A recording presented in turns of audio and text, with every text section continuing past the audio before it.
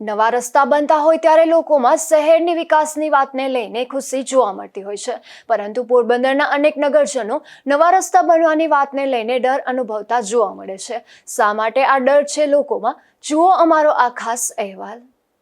તત્કાલીન પોરબંદર નગરપાલિકા અને હાલની મહાનગરપાલિકા દ્વારા પોરબંદર શહેરમાં આડેધડ કોઈપણ પ્રકારના લેવલ જોયા વગર અને રસ્તા પરથી જૂના ડામરના થરને દૂર કર્યા વગર એક પછી એક લેયરના થીગડાઓ રોડ પર મારી દેવામાં આવ્યા છે, જેને લઈને દિવસે દિવસે રસ્તાઓ ઊંચા થતા ગયા છે અને ઘરો અને દુકાનો નીચા જોવા મળી રહ્યા છે। પોરબંદર શહેરની મુખ્ય બજાર એવી માણેક ચોક હોય કે પછી શહેરનો રાણીબાગ વિસ્તાર હોય, શહેરના અમુક રસ્તાઓને બાદ કરતા મોટાભાગના વિસ્તારોમાં આડેધડ રસ્તાઓ બનાવવામાં આવ્યા છે।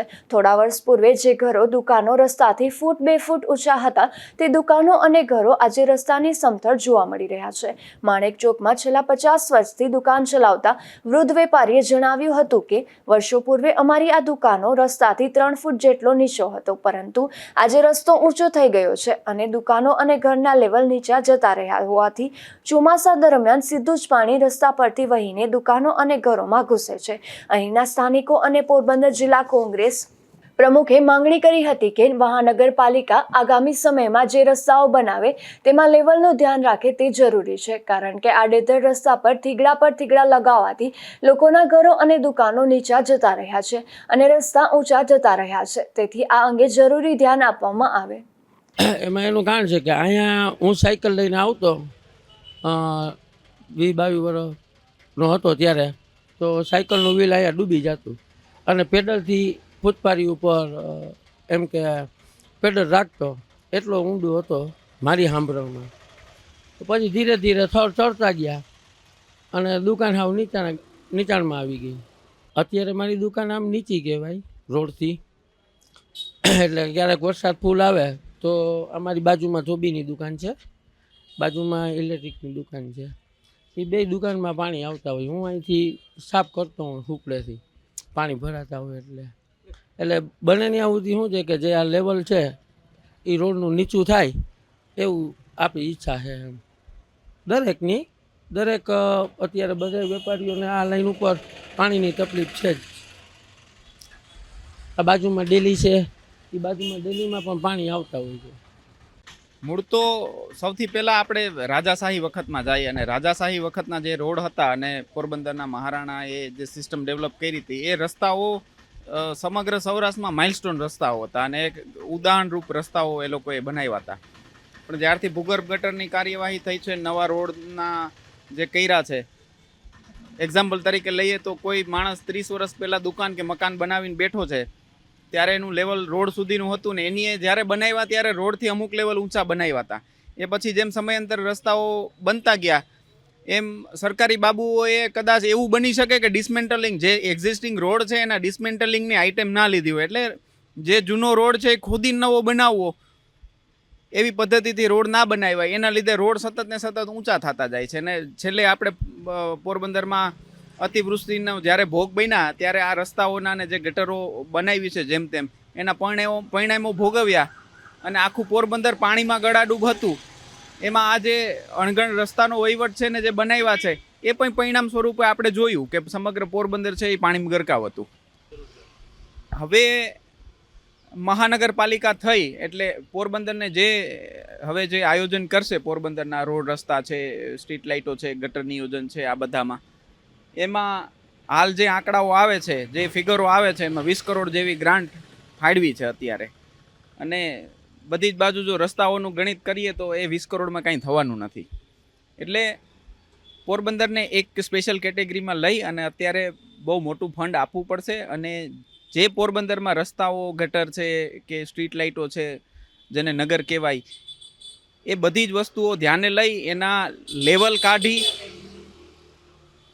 કાઢી અને સારી રીતે પ્રજાને જે વ્યવસ્થા છે જીવવાની અને એની જે ટેક્સ ભરે છે એની સાપેક્ષમાં જેને મળવું જોઈએ એટલે પ્રોપર લેવલો કાઢી અને એવી રીતની એક વ્યવસ્થા ઊભી કરવી પડશે। ત્યારે આપણે મહાનગરપાલિકા બનશે તો પણ મહાનગરપાલિકાની કેટેગરીમાં મહાનગરપાલિકાની સુવિધાઓ જે છે એ તો આપણે ટેક્સ ભરશું, એ કંઈક વ્યાજબી આપણે કોકને નાણાં દઈએ છે સુવિધાના બદલામાં એવું થશે। પણ મને દેખાતું એટલા માટે નથી કે અત્યારે જે ફંડ આવ્યું છે એ ફંડ કોઈ પર્યાપ્ત ફંડ નથી કે જેના લીધે આટલું બધું થઈ જાય. આમાં તો સ્ટ્રીટ લાઇટોય નહીં થાય 20 કરોડમાં. તો ડિસમેન્ટલિંગની આઇટમ સરકારી બાબુઓ નથી લેતા, એટલા માટે નથી લેતા કે રસ્તાઓ ખોદીને કરવા પડે, સરકારને કદાચ મોંઘું પડતું હશે અને પ્રજા છે એ દુઃખ સહન કરી લે.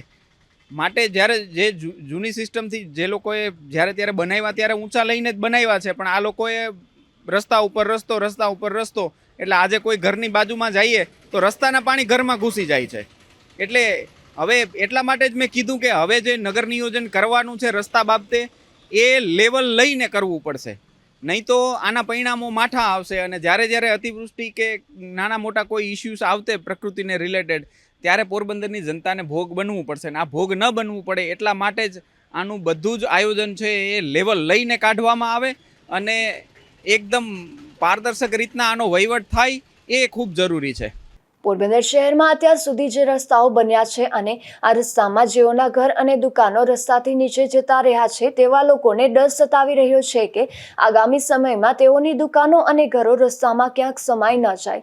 શહેરમાં આ જ રીતે આડેધડ રસ્તાઓ બનશે તો ફર્સ્ટ ફ્લોર ગ્રાઉન્ડ ફ્લોર બની જશે અને ગ્રાઉન્ડ ફ્લોર ગાયબ થઈ જશે, કારણ કે રસ્તાને ખોદીને જૂના લેયરને દૂર કર્યા વગર માથે થર પર થર લગાવી રહ્યા છે. પોરબંદર મહાનગરપાલિકાના કમિશનરને આ અંગે પૂછવામાં આવ્યું ત્યારે તેઓએ જણાવ્યું હતું કે હવે આગામી સમયમાં જ્યારે રસ્તા નવા બનવામાં આવશે ત્યારે એ વાતનું જરૂરથી ધ્યાન રાખવામાં આવશે કે રસ્તાઓ વધુ પડતા ઊંચા ન થાય તે માટે જરૂરી કાળજી રાખવામાં આવશે.